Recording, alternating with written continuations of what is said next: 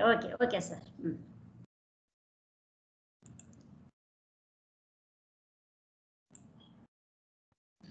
Good morning, participants.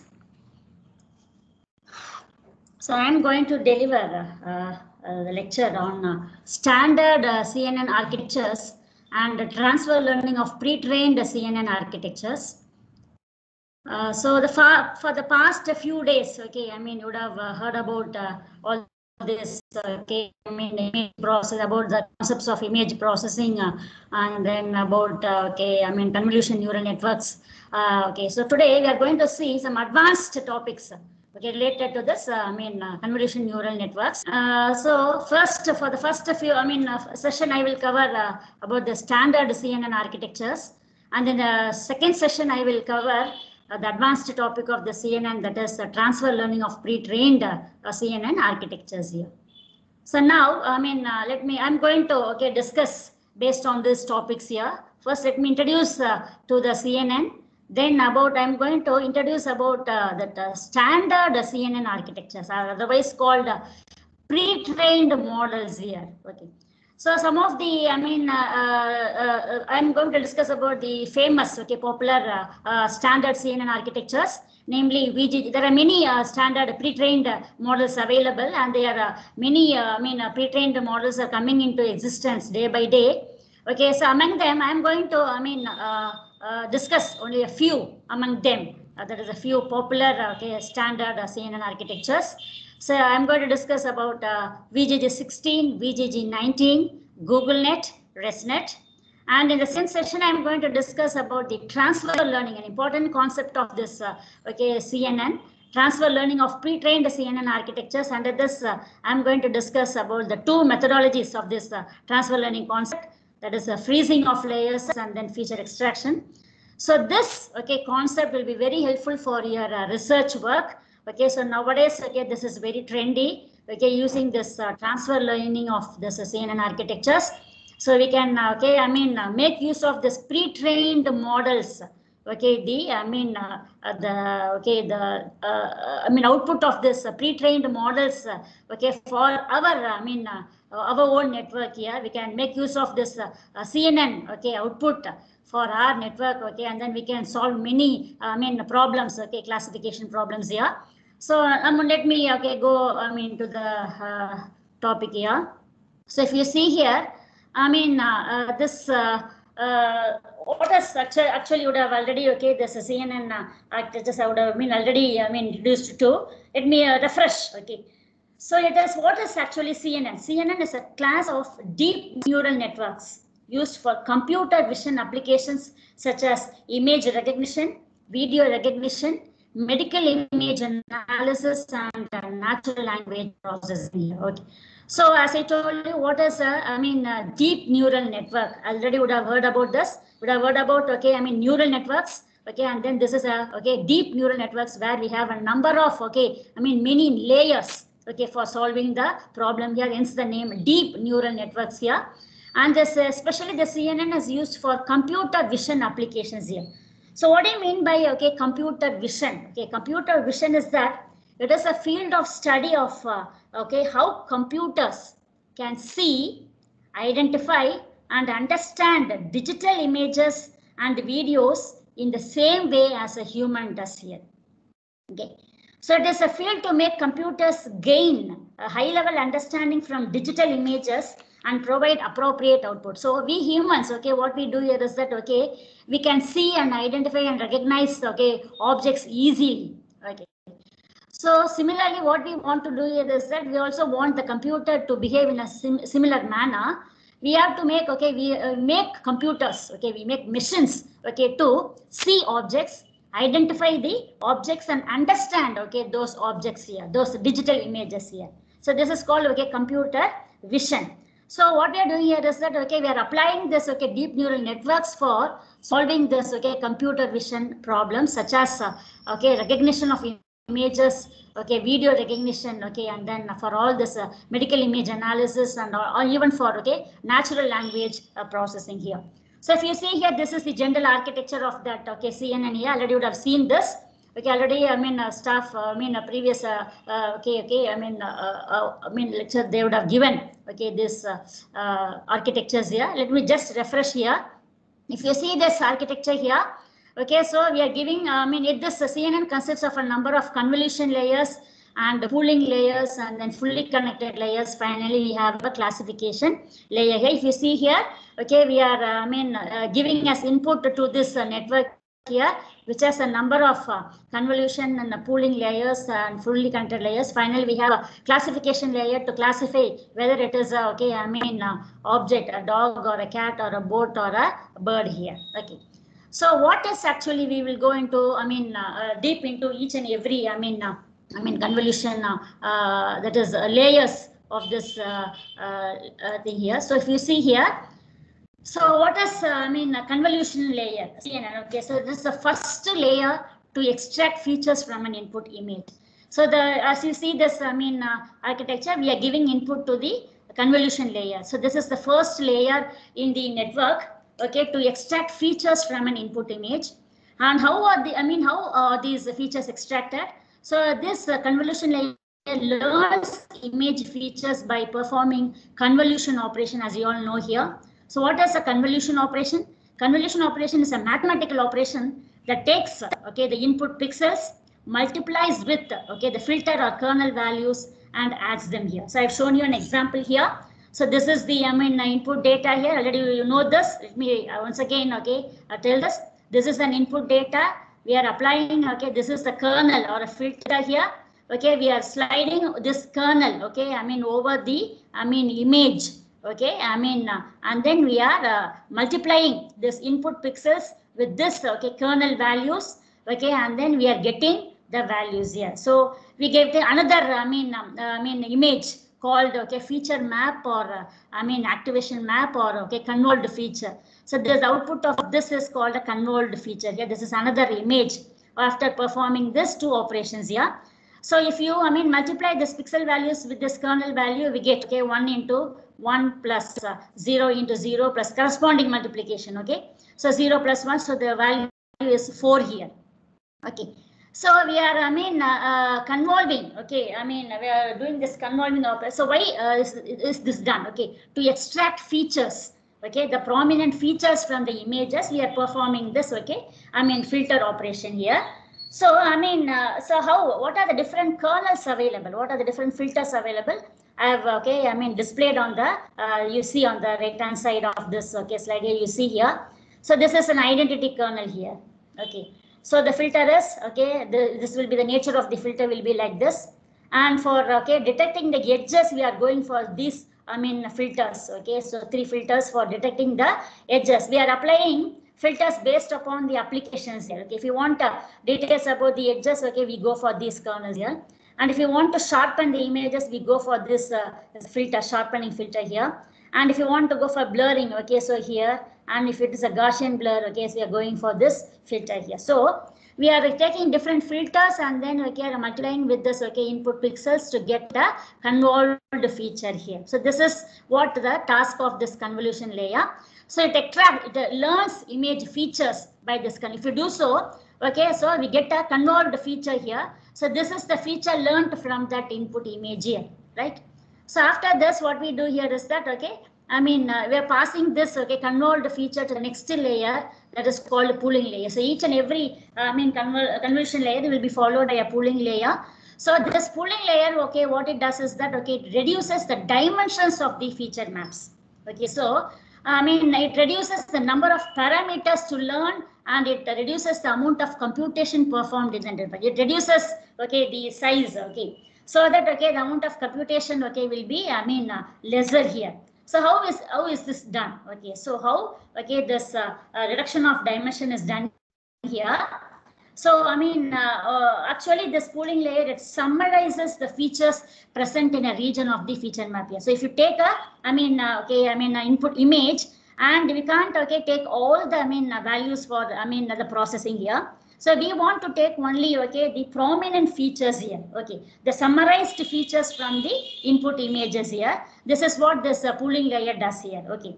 So it, okay, collects, okay, it picks up the prominent features, okay, out of this, okay, convolved feature here.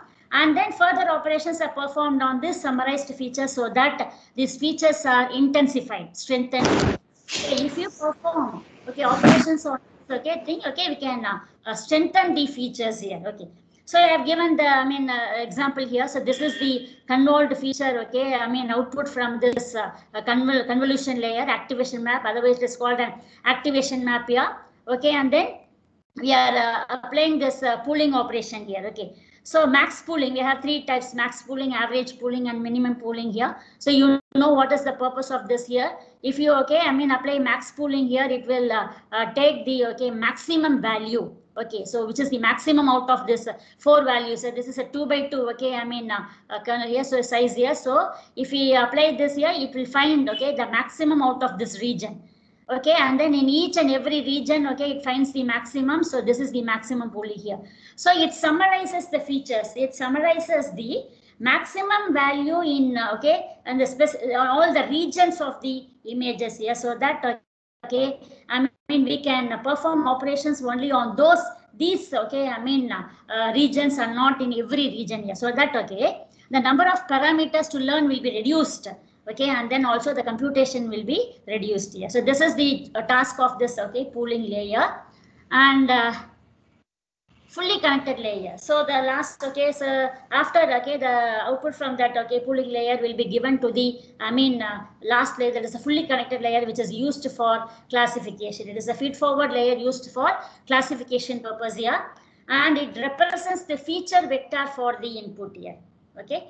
So it gives the feature vector. Okay, so all the features, okay, which are extracted from the convolution layers will be, okay, represented by this, okay, fully connected layer in the form of a feature vector. Okay, so feature vector is further used for, okay, classification. Is given as input to the classification network, okay, layer, okay, last layer of this, okay, network, or for regression, or for into other network here, or to other any other network here. Okay, that we are going to see this, okay, in the next session here. So these convolution layers, what they do here is that all the convolution layers before this fully connected layer will be holding the information about all the local features in the input image, whereas this fully connection layer will hold the composite and aggregated or summarized information from all the convolution layers here. Okay. So, this convolution layer, what it does is that, okay, it will be performing, okay, all that, okay, convolution operations over these images here, and will be passing on, okay, these features to the, next layers of convolution layers here. So each convolution layer will be holding all the local features. Okay, and all these local features will be, okay, aggregated and summarized, and it will be produced as a feature vector by this, okay, fully connected layer, and this feature vector will be given to the last layer for the classification, or it will be given to another network, okay, for further, okay, application here. So this is what are the layers of convolution layer here. So convolution neural network. So what is actually, okay, convolution layer? So let me just, okay, go into deep that. Okay, so convolution neural networks was first introduced in the year 1980s. Okay, so this CNNs composed of a number of multiple layers of artificial intelligent neurons. Each neuron, okay, so takes the pixels, multiplies by the weights, adds them up, called the convolutions, and runs okay, through activation functions. Okay, and these, okay, mapping highlights the relevant features, and each layer produces several activation maps here. Okay. So if we apply, okay, this convolution operations to this image by applying many filters, they will be getting more many activation maps or convolved features here. Okay, so the first layer, okay, always the first layer of this the entire network, first convolution layer, will be detecting the basic features of the, if you go for more operations like this, convolution operations, always the first, okay, in convolution operation performed by the first convolution layer will be detecting the basic features such as the horizontal edges or vertical edges or the diagonal edges. So basic features will be detected by the initial layers, the first convolution layers here. And the next few layers, what they do here is that they detect the complex features such as corners and edges here. Okay, so and the last layers, higher layers, they will be detecting high level features for object recognition here. So like the faces, like objects like faces, likewise here. So this convolution layers, step by step, they increase the detection of the features here. Initially they detect the basic features, and then after that they detect the complex features such as the corners and edges. Finally they detect the edges here. So this is the job of this convolution. So this based on the activation map, the convolved feature which is produced from the last convolution layer, the classification layer will be producing the output in the range from 0 to 1. Okay, see, based on the feature from the last layer, convolution layer, the classification layer which is attached to the last layer, will be producing the output based upon the features here, whether that object belongs to which class here. It will be in the range from 0 to 1, and it specifies how likely image to belong to a particular class. The confidence score will be in the range from 0 to 1 here. Okay, so this is how this convolution neural network works here. Okay. So now we will go to the I have refreshed the basic operations of this convolution network here. We will go to the now our concept. Okay, so what is standard CNN architectures here? Okay, so if you see here this diagram here, the standard CNN architectures have come into existence since 1979 here. Okay, I have listed some of the standard CNN architectures. So starting from neo-cognition in the year 1979 and 1989, we had convolution net and LeanNet in the year 1998, and then thereafter we have AlexNet, GoogleNet, Inception modules, and then ResNet modules, and then again now in the 2018, I've just given up to only 2018. After that, it is many standard CNN architectures have come into existence. I will list in the next slide here. You see here. So here this is some of the standard CNN architectures. So first one, if you see here LeanNet, 5. So it consisted of 7 layers here. LeanNet 5. Totally it consists of it is a standard CNN architecture, or it is called a pre-trained model here. Okay, it consists of 7 layers totally, out of which 3 are convolution layers, 2 pooling layers, and then 2 fully connected layers here. It was introduced in the year 1998. LeanNet 5 was the initial standard CNN architecture. Later, AlexNet came into existence, which consisted of 8 layers, and it was introduced in the year 2000. I am just highlighting the main standard CNN architectures.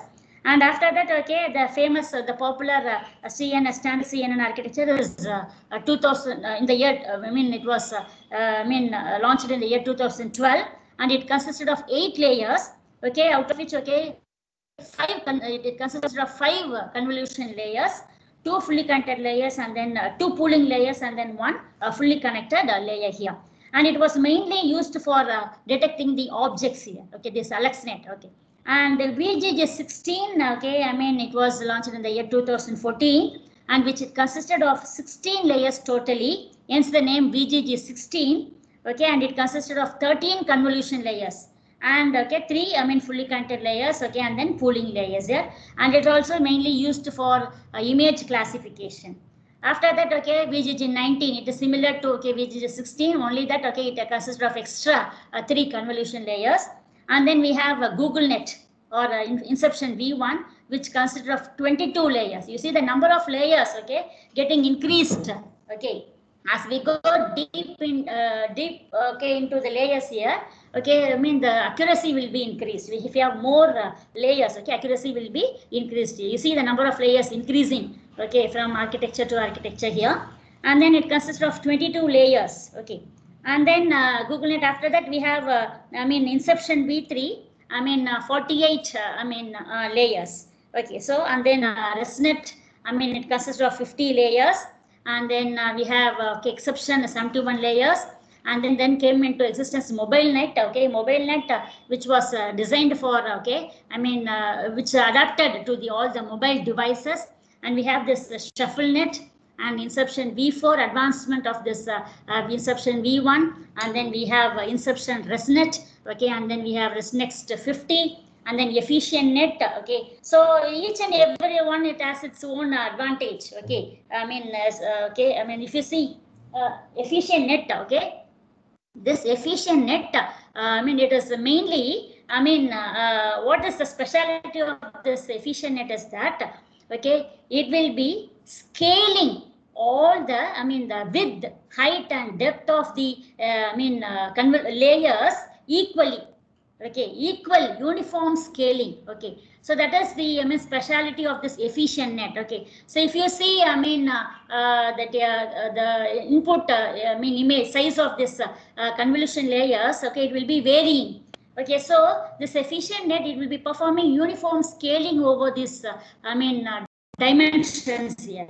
So that is the speciality of this EfficientNet here. And the ExcelNet, if you see here on the side, I have displayed this ExcelNet here. This ExcelNet, okay, it is, I mean, useful, mainly useful for language processing, natural language processing tasks here. ExcelNet, okay, and we have many, I mean, CNN architectures which are used for this language processing task. Among this is one of the familiar one here. And we have this NASNet, okay, NASNet is, okay, mainly, I mean, using, applying reinforcement learning technique, okay.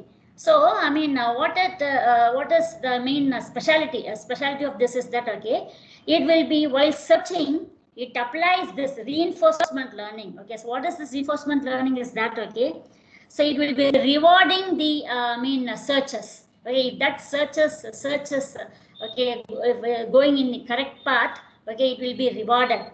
Or if it is in the wrong path, okay, it will not be, okay, I mean, some, okay, minus points will be given. So negative, okay, I mean, thing will become, so that, okay, I mean, that NASNet will, okay, I mean, learn itself, okay, whether that search is going in the right path here, okay. So, I mean, all the standard CNN architectures, I mean, these are some of the standard, I mean, CNN architectures available. So many things are coming into existence here. So now among this, I'm going to concentrate on VGG 16, VGG 19, GoogleNet, and then, okay, ResNet here. Sir, shall I proceed? Sir, shall I proceed?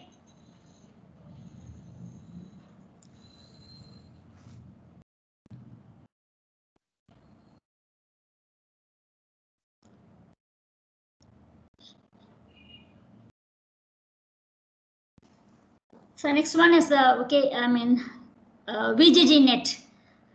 So we'll come into that VGGNet. Okay, so it was invented by this Visual Geometry Group in the year 2014 by, I mean, the person Simonian and Giselman by the University of Oxford. And this neural network performed very well in the ImageNet large scale visual. Okay, so I mean, what is the specialty of this here is that, okay, this ILSVRC, okay, ILSVRC was a, I mean, convention, okay, some annual convention, okay, I mean, conducted in the year 2014 here on that, okay, ImageNet data set here. So this VGG, I mean, net, okay, architectures, they performed well, okay, in that annual, I mean, convention here. So that, okay, I mean, it became popular, okay. So this VGG, I mean, 16 was outperformed, okay, in that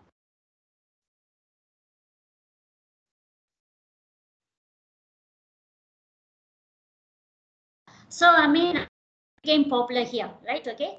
I mean, yes. Any problem?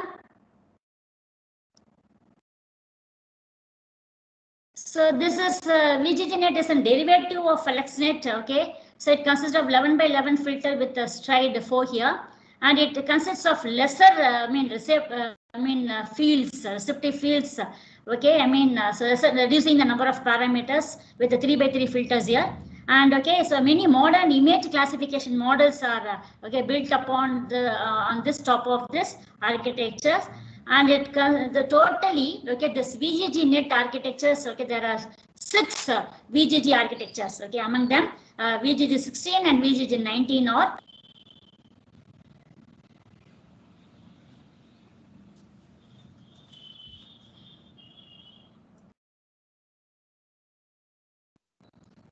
organizer is there, sir. Shall I proceed? Organizer is there. Shall I proceed, sir?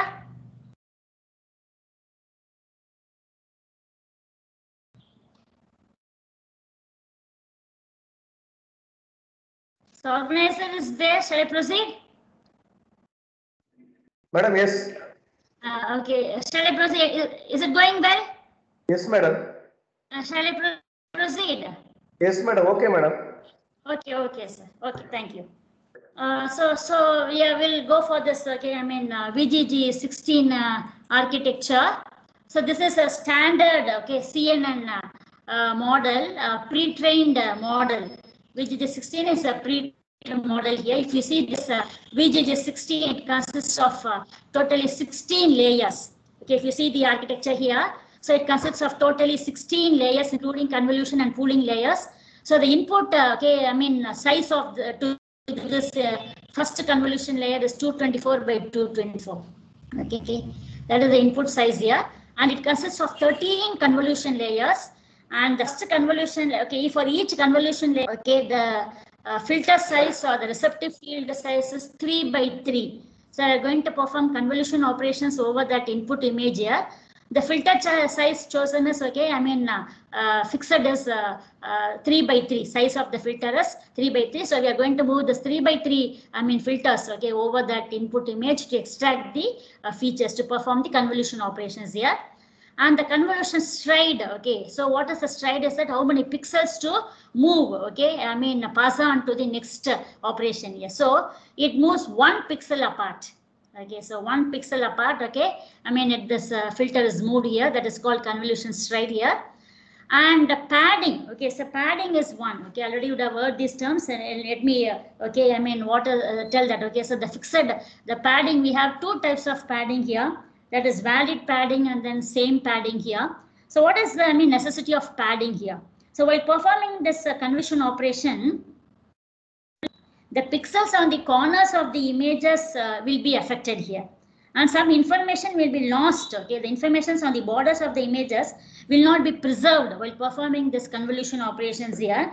So what we are doing here is that in order to, okay, I mean preserve the information on the borders. Okay, so we are adding layers of zeros, okay, to the borders of the images here, so that the information will not be lost. Okay, so this is called padding. So padding is the process of adding layers of zeros to the input images to avoid, okay, such, okay, problems here, right? Okay, so I mean while adding, if we had, okay, I mean zeros, then it is called the same padding, and if you don't have add any zeros, it is called valid padding, that is called, okay, no padding at all here. So we have here, we set the padding value as 1, so we are going to add 1 layer of zeros on the surrounding of the image, or on the 4 sides of the, okay, I mean image, you are going to add 1 layer of zeros, so that, okay, to maintain the spatial resolution here. Okay, so that, okay, the information will not be lost. Okay, that is why, okay, by adding this 1 layer to, I mean this 1 layer of zeros to this input image, the output size will be preserved, so that, okay, the spatial resolution will be maintained, to retained. Okay, so that is why we are adding this, okay, I mean number of zeros here. And here, I mean the activation function, okay, which you have chosen here is that, okay, since we are we are multiplying the pixels with this filters, and we are applying the activation function to get the convolved feature. And the activation function here, chosen as ReLU function here. Okay, so you're now what is this? ReLU, that is rectified linear unit. So that is why the process is the output y is equal to maximum of 0, x. Okay, so that is, okay, what is called, okay, the ReLU function, that is rectified linear unit. So what is the purpose of this? What is the meaning of this? Y is equal to max of 0, x is that, okay? If the input, the coming input x is positive, then the output will be positive. That is, you have to take the maximum value of 0 or okay, the input value. Okay, but if okay, the input value is negative, and then we have to check the take the maximum of negative and 0, so that a 0 will be produced as the output to the input to the next layer here. So why I have chosen this rectified linear unit is that, okay, I mean the negative value or okay will not be passed on to the next layer here. That is why okay we are choosing this. The output is, should not be okay. This negative value or 0 value, the negative value will not be passed to the next unit. In order to okay have this, we are going for this rectified linear unit here. Okay. And here we have going for a maximum pooling here. Okay, so so I already told okay what is maximum pooling here. We will be choosing the maximum value in that particular region here. So maximum pooling is a 2 by 2. Okay, a filter with a stride of 2 pixels here. We are going to move that okay filter 2 pixels apart here, and it consists of 2 fully connected layers with 4096 units each. So, and then the last layer is the, a softmax classification layer with 1000 units here. You see here, this, convolution layer, this VGG16 is going to consist of 1000 classified, okay, objects, input images into 1000 classes. So the last classification layer, if you see that, okay, it will be consisting of, okay, 1000 units here. So hence, okay, it it will be classifying into 1000 classes here. So this is about the architecture of this VGG16 here. So let me just okay tell about this, okay, how this output shape and size of that is convolution layer and pooling layer will be calculated, on how many parameters are calculated here. So if you take that, this is a summary, okay, structural details of this VGG16 here. So if you see the first row, okay, the input image sizes, okay, 224 by 224, and then the 3 channels here, depth is going to be 3 here. And okay, the output is okay, mentioned here as 224 by 224 by 64. Okay, that is the filter size here, and the number of parameters is 1792, and the kernel size is 3 by 3, and the stride is 1 here. Okay, and if you see here, okay, the input channel size is okay 3, and then output is going to be okay 64 here. How do you get this okay output shape? Okay, or size here. So this is with this calculation here. I have given the calculation on the left hand side. So the output okay, image, the size of the output image will be calculated using this calculation. So for this convolution layer, okay, the output from this convolution layer, the size will be W minus F plus 2 into P by S plus 1. Height will be H minus F plus 2 into P by S plus 1. And the okay padding value is P equal to F minus 1 by 2. So if you substitute for the first convolution layer, let us take this first row here. The input is 224. Okay, with this 224, filter size is 3 and plus 2. Okay, into padding P is 1. How do you get this? P equal to 1. This is calculated from this okay, formula. P is equal to F minus 1 by 2. F is the filter size here. So okay, 3 minus 1, that is 2 by P equal to 1. Yes, some disturbance is there, sir. Sir? Sir? Sorry, madam. Okay, sir, no problem, no problem. I think somebody has not okay muted. Okay, no problem, sir. Thank you. So here, if you see the calculation, okay, the output size is calculated like this. Okay, W minus F plus 2 into P by S plus 1, where W is the width, F is the kernel, filter size, 2 is the constant value here, P is the padding value. So if you see this, okay, if you give the input width as 224, the output is 224. Okay, by using this okay calculation. Similarly, if you give the input height as 224, the output height is 224 for the convolution layers here. So if you see here, for 224 by 224 with okay, filter size 3 by 3 and stride 1, Okay, and then padding, using same padding, we get the output size as 224 by 224 here, right? Okay, and for the pooling layer, okay, if you are the same thing for the pooling layer, so except this, okay, this padding will be, 0 here, so that, okay, if you apply, substitute these values, okay, the output sizes, okay, for the input size 224 by 224, we get the output size as 112 by 112 here. So if you see the max pooling, the output is 112 by 112 here. Okay. So the third, you see this third row here, for the input size 224 by 224 from the convolution layer. Okay, and then the output size of this, okay, pooling layer is 112 by 112 using this calculation here. So this is how the output size and shape are calculated. The number of parameters for processing, okay, so we'll be calculating using this calculation here. Okay, you see here how to calculate the total number of trainable parameters. You have to, okay, train this, okay, network here. So the number of parameters, the trainable parameters are calculated from this, okay, calculations here. For the convolution layer, okay, the formula is m into n into d plus 1 into k here, where m is, okay, m by n is the filter size, d is the, okay, depth plus 1 into k is the, okay, filter, number of filters.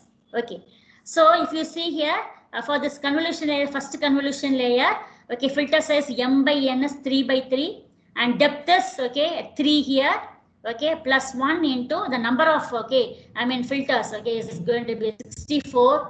So the total number of parameters here is 1792. Okay, so this is for first convolution layer. In the last convolution layer, you see here, okay, the kernel size is 3 by 3. Okay, and that number of, okay, depth is going to be 512. Okay, and then for the last convolution layer, okay. So depth is going to be 512 and the number of filters is going to be, okay, 512 here. So and then you get 235, okay, it is around, okay, 23, yes, 2 million around, okay, 23 million, okay. So 23 million parameters, okay, so will be, here. So this is how the parameters are calculated in the fully connected, the convolution layer. So how to calculate the number of parameters from the fully connected layer here? It is d plus 1 into k, where d is the depth, okay, k is the, the number of filters here. So if you take this, okay, fully connected layer, first fully connected layer here, okay, so this d is, okay, there's a 25088, okay, plus 1 into 4096, okay, filters here. So if you multiply, you get this figure. Okay. Similarly, the last, fully connected layer, okay, 4096, okay, plus 1 into 1000, okay, units, okay, so 1000 here, so you get this figure here. So this is the number of trainable parameters you are carrying. So the total number of parameters is going to be, okay, 138 million, around 138 million parameters, okay, or calculated, okay, found out, okay, using this VGG 16 here. So this the size and shape will be calculated using this calculations, and parameters will be calculated using this calculations for convolution layers, pooling layers, and fully connected layer here. Okay, so using this, this is how, okay, the model is created. So first you have to create the VGG16 model using Python, okay, library here. So this is how I have given, okay, displayed, okay, that coding alone on the screen. So I will, okay, execute this, okay, this coding and the second session here. Okay, I will run and show this in the second session here. So I will just show the coding and explain, okay, the coding here. If you see here, this is how the model is created.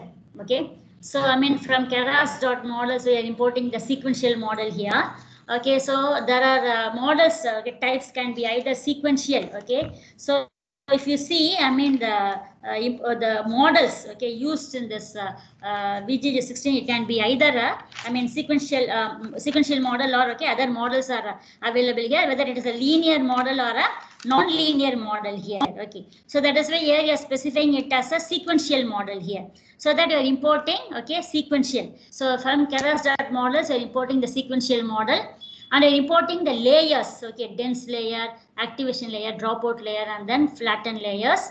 And then we are importing from the Keras. Okay, so you know what is a Keras? Yes, so Keras is a, okay, open source neural network, library. Okay, so from this, network library, we are extracting. Okay, we are importing all these layers. Okay, so Keras is an open source neural network library from which are importing all this, okay, sequential models, okay, and then dense layer, activation layers, dropout layers, flatten layers, and okay, convolution, okay, layers, max pooling layers here. Okay, and then we are specifying the input shape as 224 by 224 by 3 here, and then here we are creating the model. Okay, so in this creating the model here, if you see here, model equal to, this is a sequential model, so model equal to sequential of, okay, and then within this you are creating the necessary layers, convolution layers, and then okay, pooling, max pooling layers, flatten layers, and then dense layers here.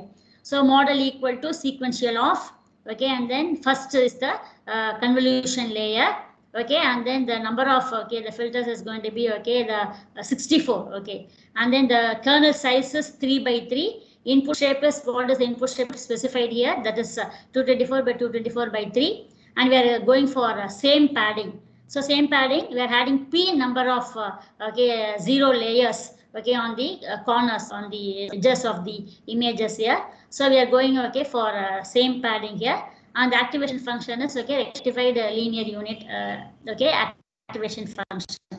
So you are going to create, okay, 2 convolution layers followed by 1 max pooling layer, again followed by 2 convolution layers, followed by max pooling layer, and then followed by 3 convolution layers, and max pooling layer, and so on here.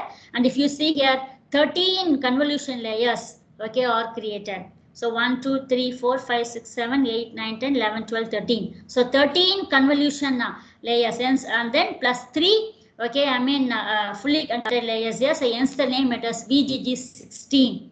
Okay, so and we are creating like this. So you say this is the fully connected layers here, the dense layers here. So we are creating the model like this. So by using this, okay, Python, okay, library, using this Keras, okay, library, we are creating the model like this, and this is the summary, okay, model summary. Okay, once you create this model, the parameters, okay, the size and shape of the output, okay, will be shown like this, okay, displayed like this. So it is a sequential model. Another model is functional model. It is a linear model. Okay, a sequential is a linear model here, and you see, okay, for each convolution layer, what is the shape and the number of parameters also displayed.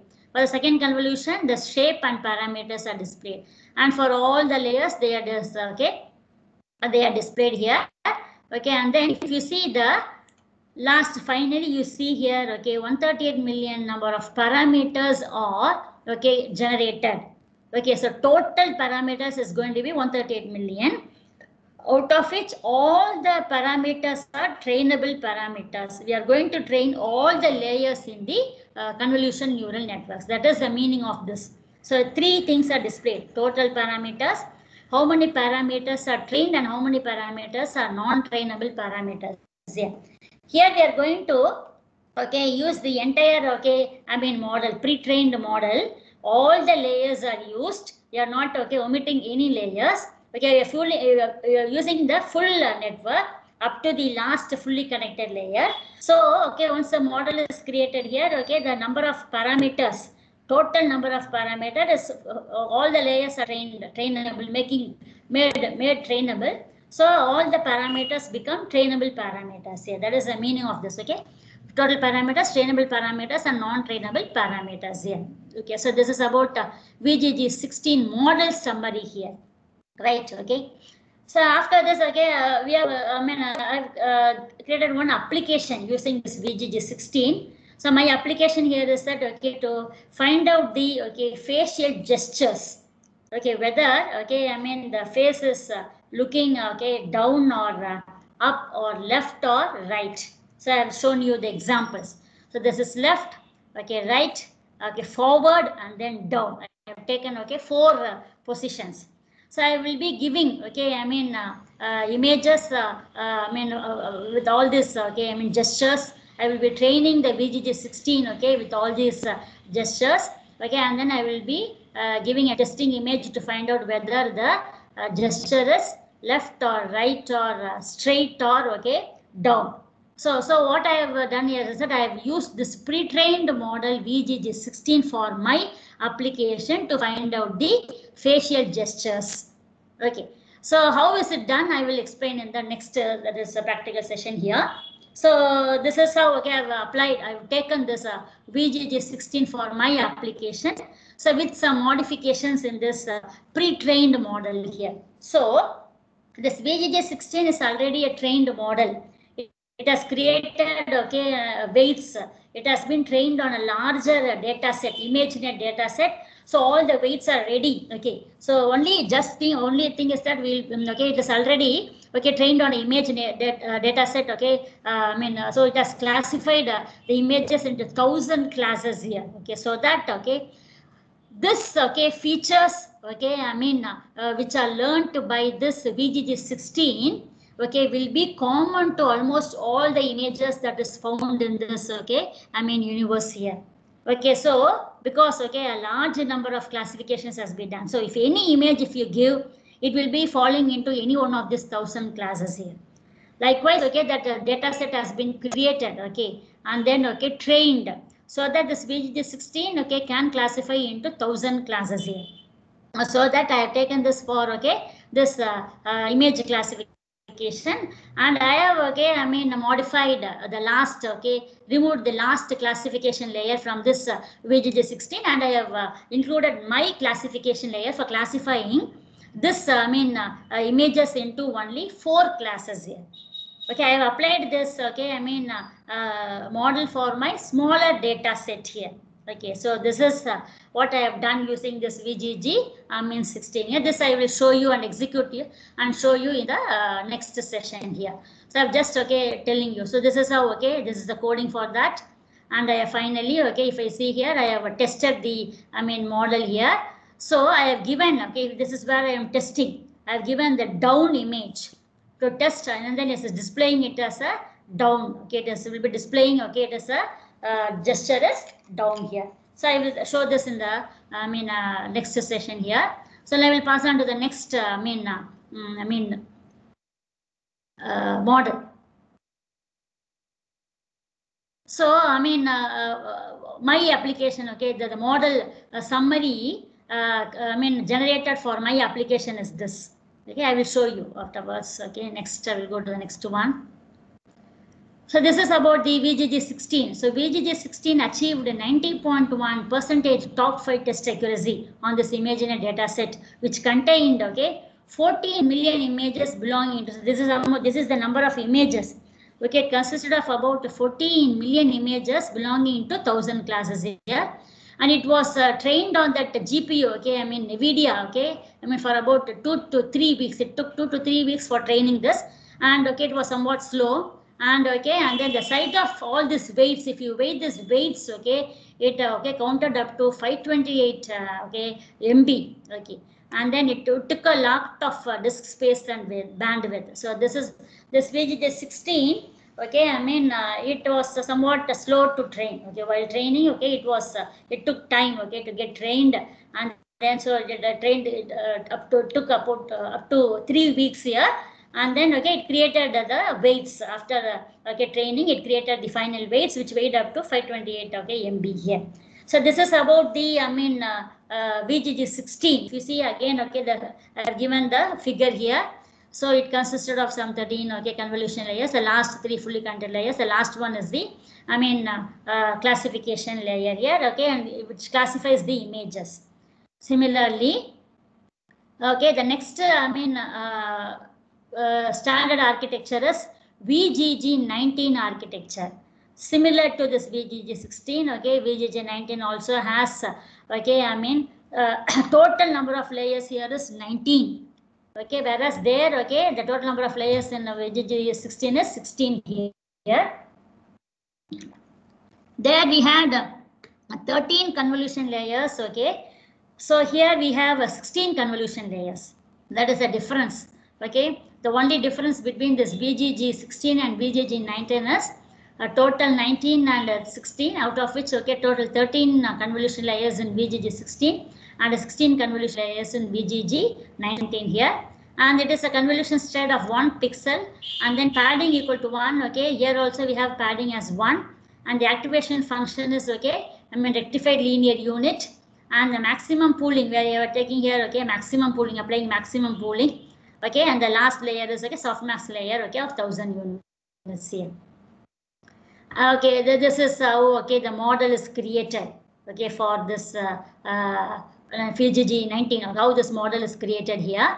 Okay, if you count this, okay, totally 16 convolution layers are created, okay, I mean, and then apart from that, okay, pooling layers, and then the flattened layer, okay, and then the dense layers here. So what is the meaning of this? Okay, I mean, we know that what is convolution layer and what is this, pooling layer, and what is this, okay, flattened layer. So flattened layer, okay, it will be producing that, okay, the output of that convolution layer is a two-dimensional, okay, vector. Okay, so this flattened layer will be converting this 2D form into one-dimensional, okay, vector here. Okay, so two-dimensional matrix form output will be converted into one-dimensional vector. That is the job of this flattened layer. So it will be okay 1 by okay n by 1. Okay, so n rows, okay, and then one column, okay, vector. Okay, that is okay 1D vector here. So it will be a single column, okay, and will be passed to the fully connected layer for okay, for applying activations and then for classification here. That is the okay, use of this flattened layer. So the 2D will be converted into 1D, which is fed as the feature vector for this classification here. So here, okay, this is the how this model is created using BGG 19, similar to this BGG 16. So let me not explain each and everything here. Okay, this is the number of parameters you see here. The number of parameters generated when you compare with this BGG 16 is here 143 million. There it is 138 million parameters are okay, generated. Okay, because we have additionally okay 3 convolution layers here. In addition to that, okay, 16 layers here. So that okay, trainable parameters also increased. Okay, so it is 143. There it is 138 here. Okay.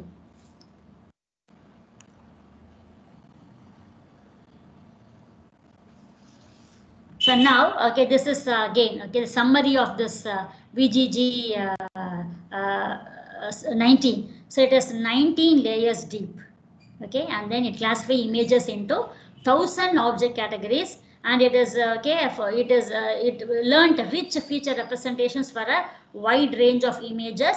And the difference between BGG 16 and 19 is the depth of the layer, and the total number of parameter is 144 million here. Okay, and then it achieved 90.0 okay, top 5 at best accuracy. And the size of the BGG 19 weight is going to be 549 MB here. So this is about the summary of this BGG 19 here. So we have seen okay BGG 16 and BGG 19 pre-trained models. Okay, so which handled okay some 14 million images again classified into 1000 classes here. Okay. So these are similar. This BGG 16 and BGG 19 are okay similar here.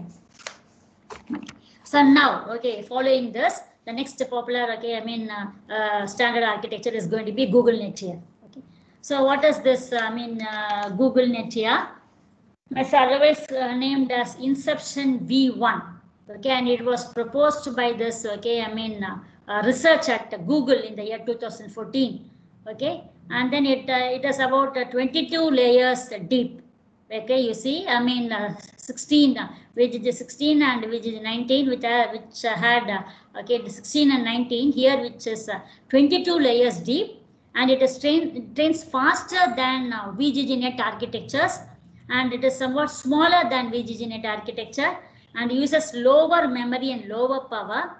Okay, so these are the features of this GoogleNet architecture here. So more layers. Okay, and then faster than BGGNet, previous BGGNet architectures, and then it is smaller, and also it occupies only lesser memory, and it consumes only lower, okay, lesser power here. These are the features of this GoogleNet here. You see here, this is the architecture.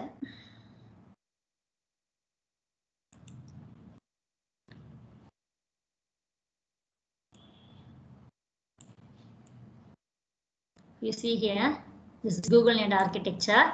So from the left hand side, okay, it is going. So input is, okay, I mean from the left hand side.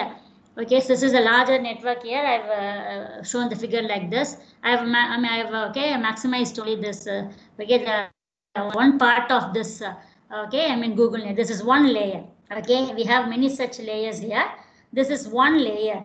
Okay, this is the architecture. One layer consists of these many, okay, layers inside. That is called inception module here.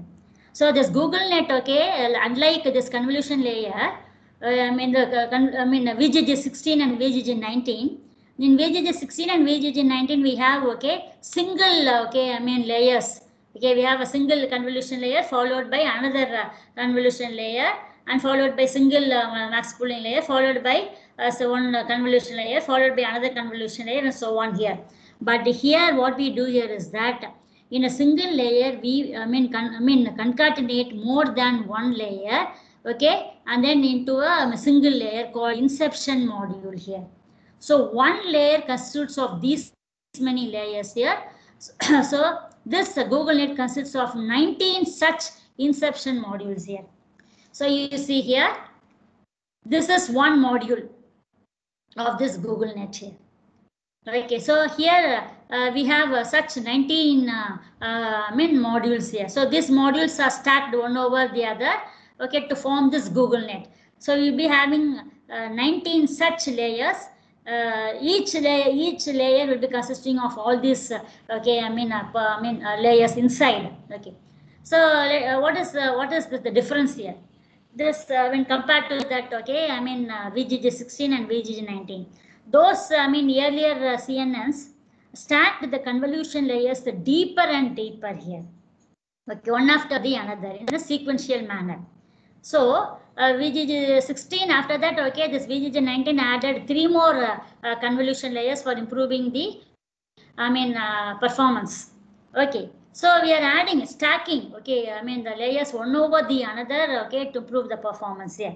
So if you go on doing this, stacking large convolution layers, okay, it is very computationally expensive. Okay, it is computationally expensive here. So that it was designed to perform convolutions with filters of multiple sizes and pooling layer with the maximum pooling here.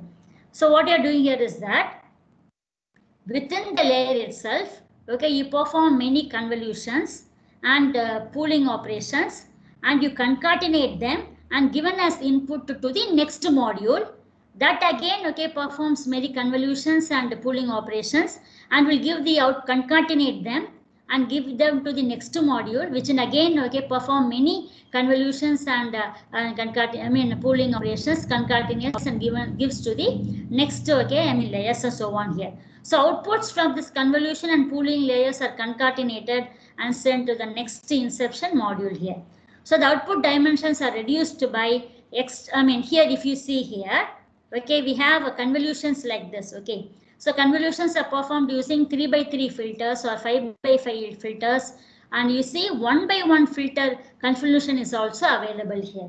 If you see in the figure here, in each and every module, in this inception module, this is called inception module, we have, okay, 1x1 convolution. If you see the figure, okay, so from the previous layer we are getting the input, and you are performing 1x1 convolution, and you are performing another 1x1 convolution, and you are performing 3x3 maximum pooling parallelly, okay, and give to, okay, another convolutions, okay, and then you concatenate all the convolutions and give to the next filter concatenation and give to the next layer here.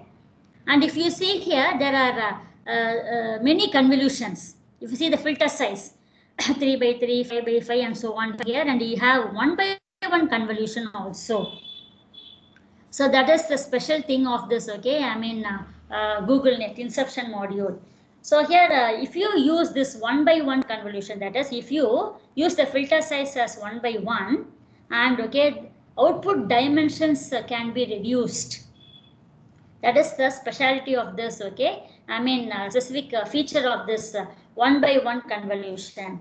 If you go for 1 by 1 convolution, the output dimension, okay, will be reduced, so that, okay, the number of parameters will be reduced, so that the computation will be, time will be reduced, okay, memory will be reduced here. Okay, so here if you see here, there are some 9, okay, inception modules like this. And if you see this GoogleNet, okay, I mean this is a figure showing the convolution, 1 by 1 convolution here. Okay, so 1 by 1 convolution, okay, simply maps an input to pixel with all its receptive channels to one output pixel here. If you see this image, input image in this blue color, okay, we have height as 64, width as 64, and then depth is going to be 192.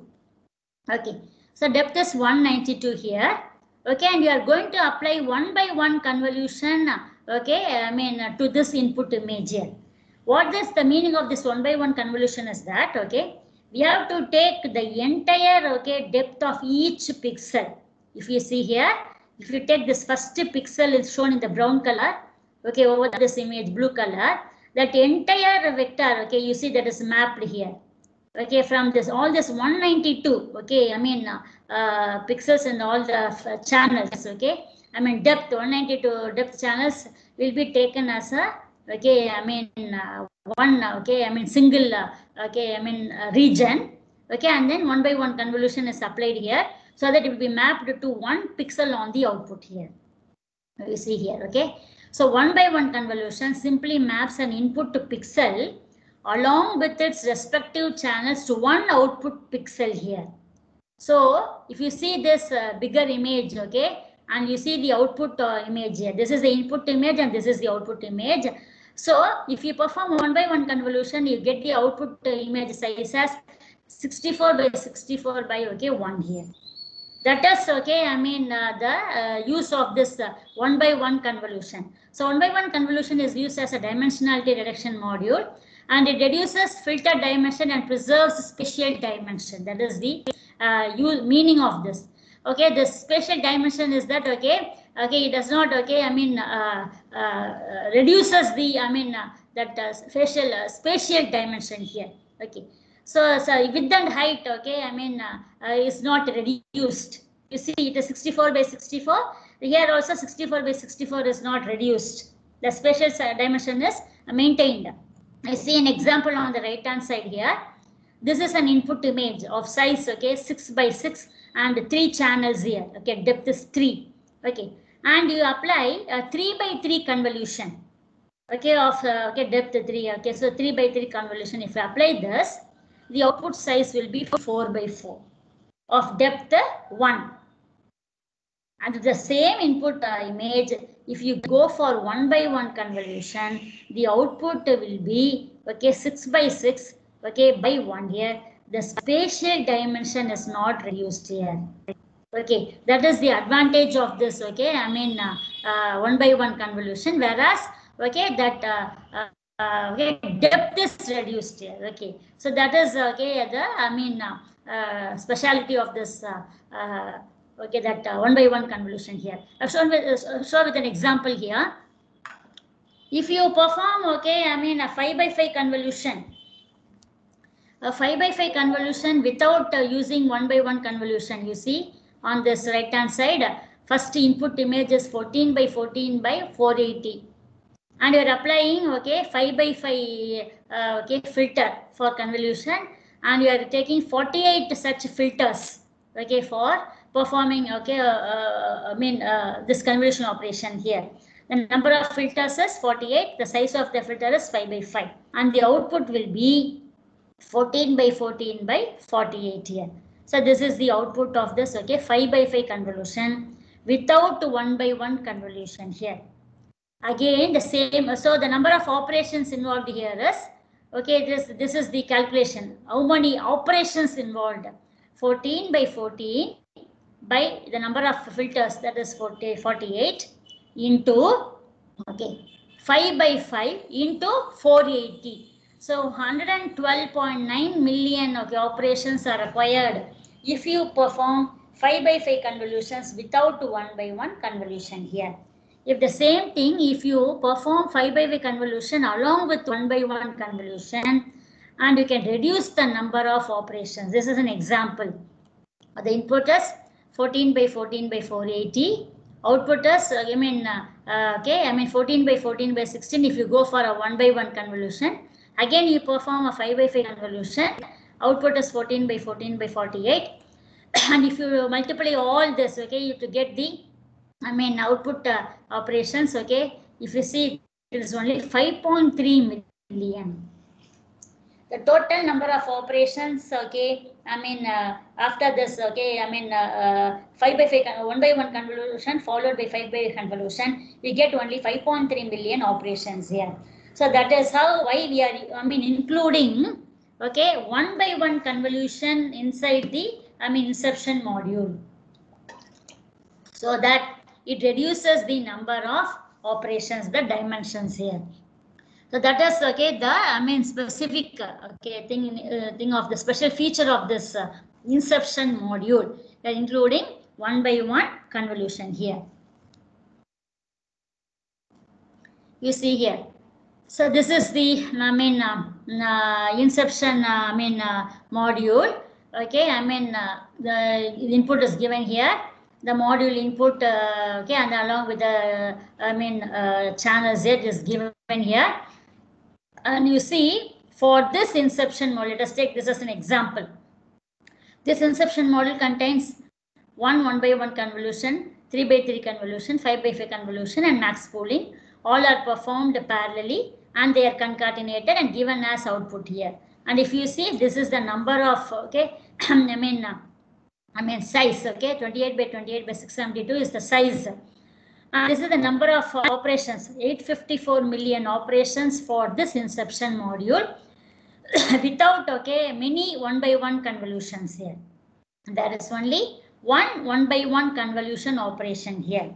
The same thing, if you go for another inception module with many 1 by 1 convolutions, you see here, we have added 3 more 1 by 1 convolutions here like this.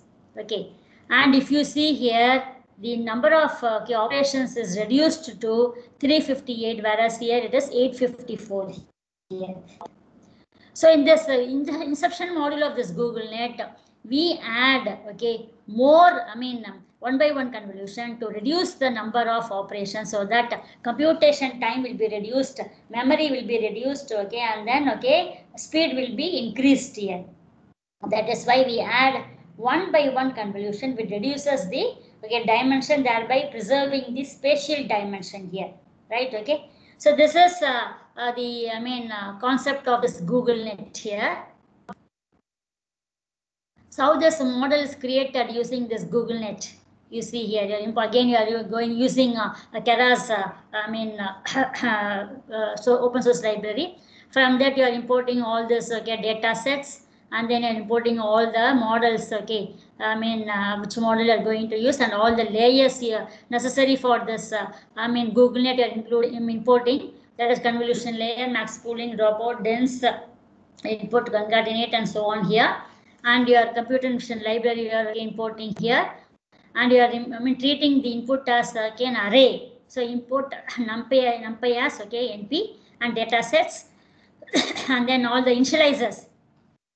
So the Keras kernel int is equal to keras.initializers is, okay, how to initialize the weights. You are going for either, okay, Gloret initializer, or, okay, for which initializes from the uniform distribution, or, okay, another, for the kernel, okay, initialization, we layers, okay, we go for kernel, the Gloret initializers, whereas for BIOS, okay, we go for constant initializers here.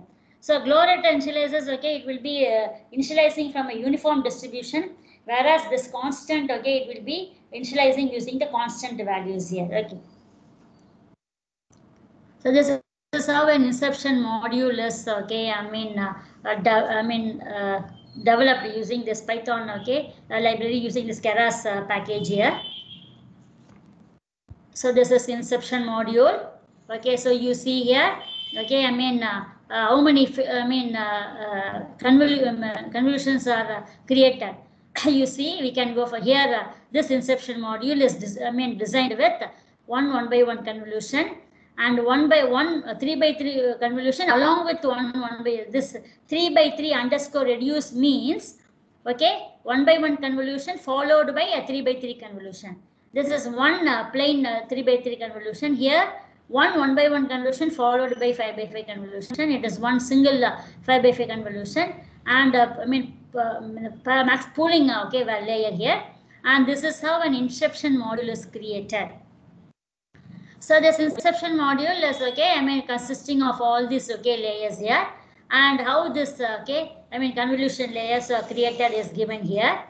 Okay, this 1 by 1 convolution is created, okay, using this syntax here.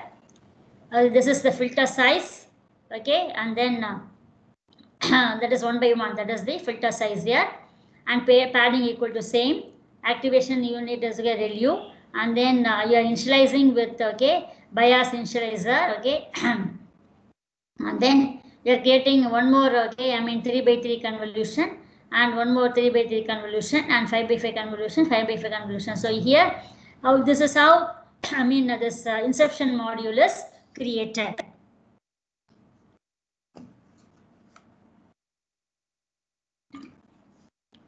So you see here, you are calling this is this inception module is defined, okay, defined here, and you are calling this inception module, okay, in this coding here. Okay, you call this, okay, and then you initialize, okay. So 9 such inception modules are created for this GoogleNet. If you see here, we have called this, okay, 9 times here, okay, 9 inception modules are created like this. So you see here, 9 such inception modules are created. And finally, okay, after all the inception modules are created, we go for a dropout layer and the final, okay, dense layer here for or a fully contained layer for this softmax layer, final softmax layer for output classification here. So this is the model creation. This is I've shown the last few, okay, lines on the model summary. So this is a model summary of the last few lines here. So it has created some, okay, 10 million parameters, okay, trainable parameters here. This GoogleNet has created some, okay, 10 million parameters. If you see here, when compared to this GoogleNet, and then that is VGG 16 and VGG 19, which generated 138 million and 144 million parameters. Okay, here it generates only a lesser number of parameters, that is around, okay, 10 million here. So this is advantages over that GoogleNet here. So it is faster and it reduces the number of computations, thereby reducing the number of, okay, parameters, trainable parameters here. So this is the advantage of this, okay, GoogleNet over that, okay, VGG architectures here. So this is about the summary, okay. So this inception module, okay, will allow the internal layers to pick and choose the filter size here. The internal layers will automatically choose the filter size according to the nature of the input here. So if it is, okay, it will be choosing according to the region of interest here. For example, if there is a background, okay, and then accordingly, okay, it will choose the size of the filter. It will, okay, focus only on that, okay, particular object here. Again, the filter size will be small. And if it is, okay, closer, okay, and then the filter size will be, larger here. So the filter size is chosen according to the region of interest here. And the versions are Inception V1, V2, V3, Inception V4, and Inception ResNet. These are the versions of this GoogleNet here. And then it has achieved 93.7% top 5 test accuracy here on this ImageNet data set. And it consisted of, okay, 96 MB weights, created weights, okay, is about it weighed up to 96 okay, MB here.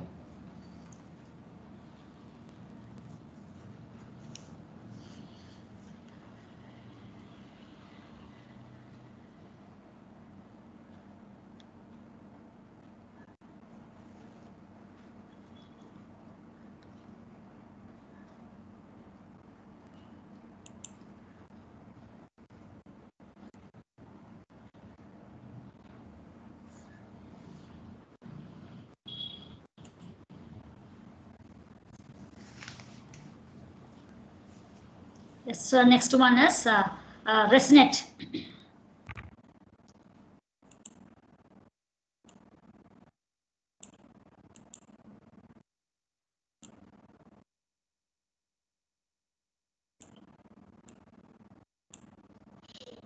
So this ResNet, okay, I mean following this Google Net, okay, ResNet is advanced, okay, next architecture came after this Google Net architecture. It was proposed in the year 2015 by this Microsoft research, okay, by researchers at, okay, Microsoft research here, and it introduced a new architecture called this, okay, I mean residual network here. So what is this, I mean residual network? What is the, I mean purpose of this residual network here? As the network, okay, this network goes deeper and deeper, its performance gets saturated or degraded here. If you go on increasing the layers of the networks here, and if you, I mean the performance, okay, after a few layers, it will be getting saturated, okay, or it will be degraded here.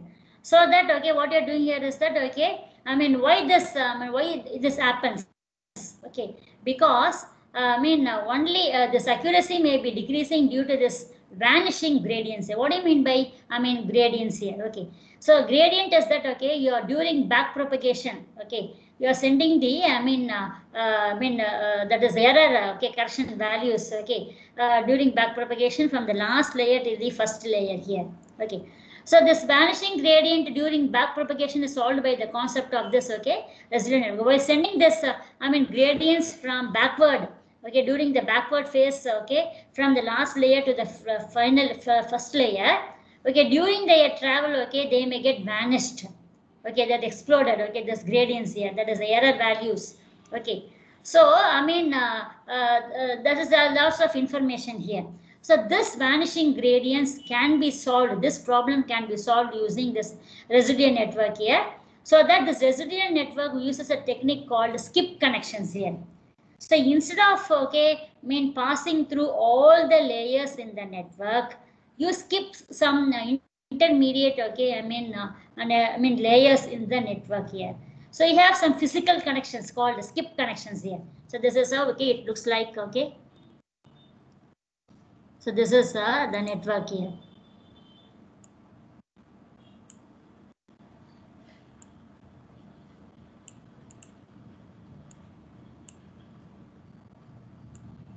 You see here, that is you're giving the, I mean input image here, and we have some layers, okay, all these are layers here, and you see an arrow mark skipping the layers in between, and there is a physical connection here like this, skipping this. Again from this the input is given here, and also the input is given to, okay, I mean next layer, skipping the two layers in between. Again this input is given to the next layer, skipping the two layers in between, and go on, so on here. So this is how, okay, I mean the residual network, I mean this works. So the advantage here is that, so during back propagation, during, okay, I mean back propagating the error values from the last layer to the first layer, so if it passes on many layers in between, okay, those gradients may be vanished while reaching the, okay, I mean initial layers here. So that, okay, instead of passing on all the layers backward, okay, I mean from the last layer till the first layer here, they may skip some layers through this, I mean physical connection like this, okay, and then reach the, I mean initial layers here. For that purpose, okay, I mean this has been, okay, designed here. Okay, so that is, I mean called, okay, I mean skip connections here. Okay, so skip connection skips training from a few layers and connects directly to the output here. The gradients can flow directly through the skip connection backwards from later layers to the initial layers. So using through forward connection here, okay, some of the layers need not be trained, okay, so they can skip some of the layers and connect directly to the output here. Okay, so this is one connection I have shown you. You see here, this is the one connection I have shown you. This is three layers are skipped, okay, the output from the previous layers will be passed, skipped and bypassed, okay, and then will be given to the next layer, okay. I mean these three layers are not, okay, included, considered. So if the input also given here, if you want, we can use this or if you, I mean, if you don't want, okay, you can use this SIP connection here. Okay, so I mean that is the purpose of this, okay, residual network. So in order to, I mean, avoid vanishing gradients, we go for this, okay, skip connection here. So this, okay, I mean, we can skip, okay, I mean, the values, the processing here. So if you see here, okay, I mean, this is X and this is, okay, output as Y is equal to f of X plus X here. That is the output here, okay. So, I mean, Y, the output as Y is equal to f of X plus. Yes, you are applying some activation functions over this X and then you are adding the value of X. That is, okay, Y equal to f of X plus X here. And if you want, okay, if you do not want to apply any this f of X here, and you make f of X as 0, so that the input and output are means same here. If you want to get the same output from here without, okay, any processing, okay, you make this f of X as 0, so that you get the same output through this skip connection here. That is the meaning of the skip connection here. Y is equal to f of X plus X, so that, okay, if you make f of X is equal to 0, if you make f of X is equal to 0, then, okay, input will be equal to the output here, so that, okay, I mean, this intermediate, okay, this processing, all the convolutions will not be applied over that, okay, input here. Okay, that is the meaning of this residual, I mean, that is network here. Okay, so that if you see here, so this is the, I mean, this is called, okay, this is achieved by two things here. One is, okay, if you want, okay, the output and inputs to be same, then you go for this identity block. And if you want, okay, the input size need not be equal to the output size. If you want to apply processing, then you go for this convolution block here. And then we have a convolution layer, okay, on the skip connection here. Okay, and we have this, okay, convolution, okay, block on the skip connection also is there. There is only one convolution block added on the shortcut path here, right? Okay, and then if you add this, okay, the input size and output size will not be equal. Okay, so that is, I mean, the concept of this residual network or REST network. Okay, RESTnet 50 here.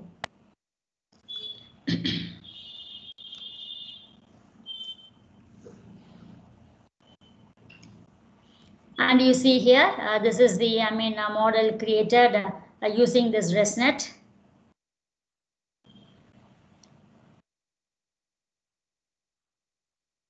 This is how, okay, I mean, the block is, I mean, identity block is created. Okay, and then you are, I mean, getting the input from the previous layers, X, and save that input value. This is how you define this identity block. Okay, and then you get the input from the previous layer and store it in another variable called X shortcut, so that it will be added at the end. Okay, and then, okay, you create all these, okay, convolution and then, okay, other layers. Okay, and okay, you store this value, okay, add all these values in X, okay, perform all the processing and store. Okay, and then finally you add this X to that, okay, already, I mean, input value here. So X comma X shortcut here, and you apply this, okay, review function here, so that you get the output here. Okay, so I mean, if we, I mean, make this X as 0, this all this X value as 0, then output becomes X is equal to X shortcut here. That is Y is equal to X here. This is how, okay, identity block is created. So convolution block is created. Okay, here the output will not be same as the input here, because they're adding, okay, this value X shortcut is equal to, they're applying this convolution value here. So that X shortcut, okay, you are applying convolution over that X value here, so that, okay, the output and input will not be equal here. So that, okay, you are using only one convolution instead of going for many convolutions. You go for one convolution, that is called convolution block. So this is how, okay, you call that, okay, I mean, identity block and then convolution block, and you create many identity blocks and then convolution blocks to create this RESTnet architecture. And finally, okay, you build the model, and this is a snapshot of how, okay, this model is created. And you see here, okay, about 23 million parameters are generated using this ResNet thing here. So all that parameters are trainable here. You see the lesser number of it is lesser when compared to VGG 16 and 19, whereas they are 138 and 114 million parameters were generated here, and we generate only a few lesser parameters when compared to VGG 16 and then 19 here. So this is a part of the last a few things of this model summary here. So the number of parameters generated is 23 million here. So the summary is it converges faster than its plain counterpart. And then it reaches a top 5 accuracy of 94.2% accuracy. The top 5 accuracy list here.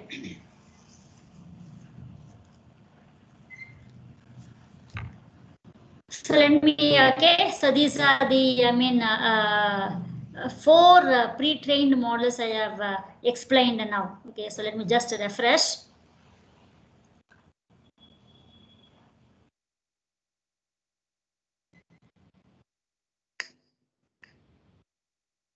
You see here,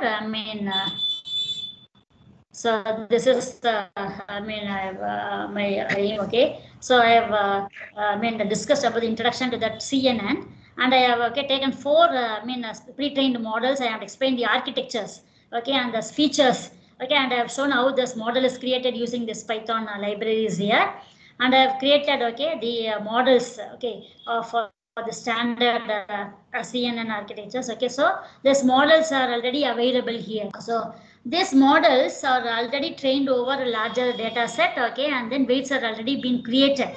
So now we are going to use this pre-trained models for our applications. That is the purpose, of this pre-trained models here. Because we will not be able to train a larger data set here, and not be getting create such weights over a larger data set here. So what we have done here is that for any image classification, these pre-trained models have already been created and all the weights have been already generated, and almost all the features, that is all the images in this universe will be having the same features which are learned by this standard CNN architectures. That is why we are making use of the standard CNN architectures.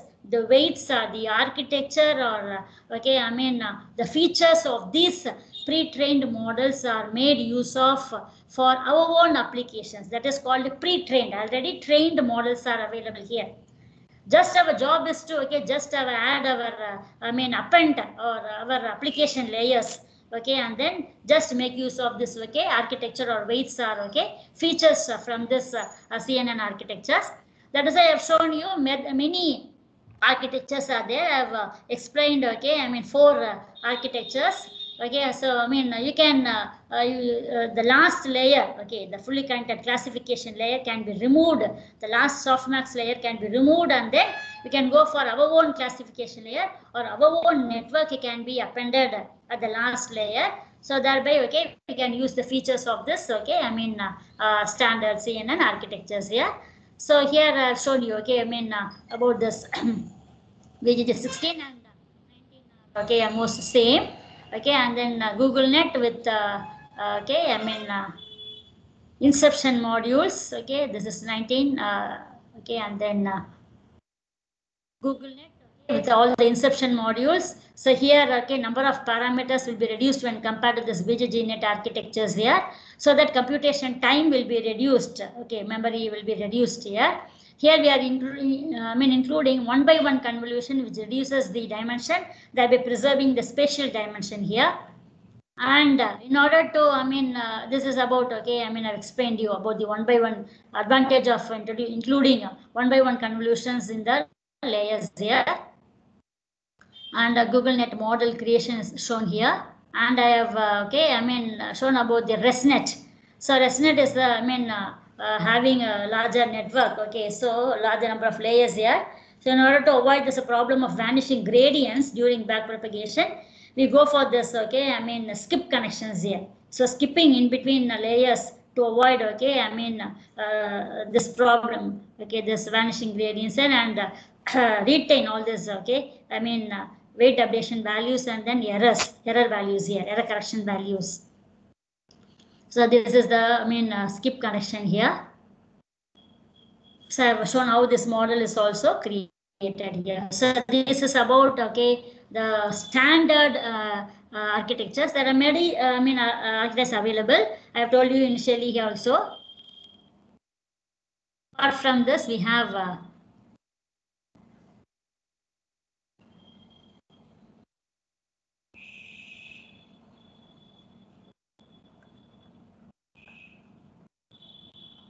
that Excel. Okay, so here you see here ExcelNet, NASNet. So now, okay, for natural language processing, ExcelNet is being used. Okay, and then for mobile net applications, we go for this mobile net and so on here. Okay, so they are their own, okay, special features. Okay, so according to application, you have to choose the networks pre-trained models here. So the next session,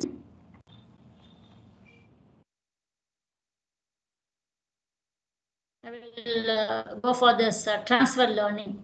So what is the purpose of this? Okay, this pre-trained models. They have created all these pre-trained models, and these pre-trained models must be used for our applications here. So that is why we are applying this transfer learning concept to make use of this pre-trained models and then to adapt to our applications. We are applying this transfer learning concept here, so that we will see in the next session. So let me, conclude this first session here. I will continue and will resume, okay, after half an hour.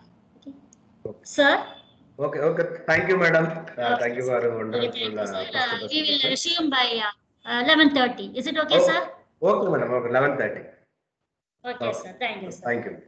So participants are asked to join at 11:30 next session. Thank you.